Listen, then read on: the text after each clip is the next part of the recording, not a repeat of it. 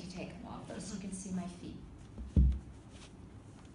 And they're really comfortable too. Okay, so spleen meridian comes up the inside over the big toe.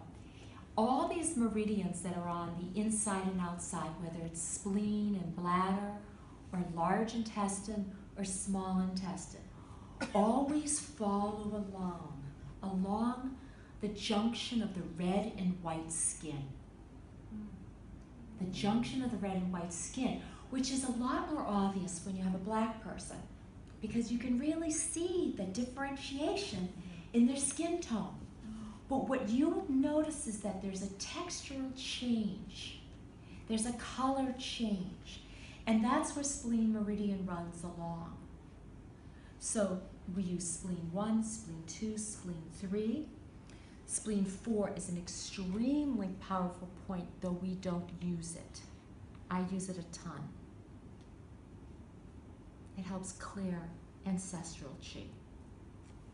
Like old patterns that people have locked into, it's an opening point for the penetrating flow, where is stored things that you've carried down through the ancestors that you might not like.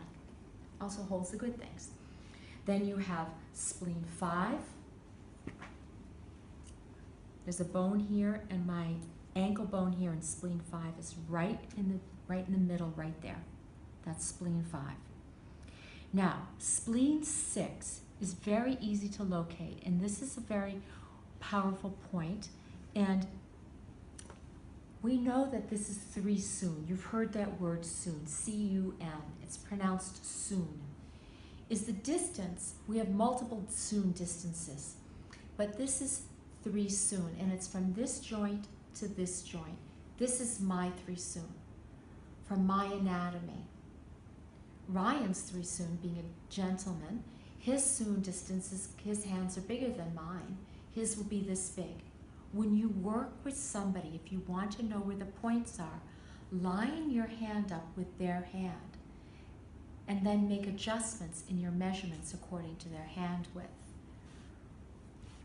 The legs are conducive to using the hand to find the points. You can't use the hand on all parts of the body. But this measurement really works on the legs pretty well, especially on the lower legs. So your spleen is, this spleen, just think your earth is flesh. So spleen meridian runs right up against the bone, but is on the flesh.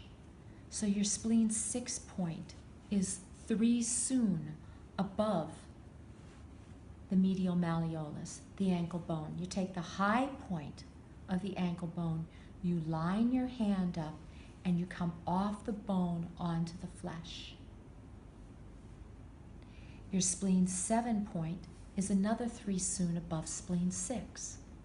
Just bringing, so you've got hand, right? That's spleen 7.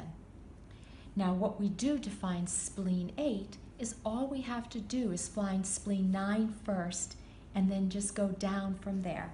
So you have spleen 9, which is that ouchy point that if you follow up the bone, ouch. And this point is a very tender point. When this point is tender, you want to work on your spleen energy. You really want to start strengthening spleen, especially in this climate in the UK. If you feel fatigued, dampness is abhorred by spleen. And you need to build your spleen energy in order to resolve dampness. Okay, just so you know. Too soon, south of spleen 9 is spleen 8. And you fall right into the hole. You just will go right down into it. That's too soon. So what you do is you basically take this distance and give yourself 2/3 of it. And that's spleen 8. That's spleen 9. These are most of the points that, I'm not going to go through the whole meridian because we're going to get lost in time here, but these are most of the points that you're going to be using for spleen meridian, because You have your wood,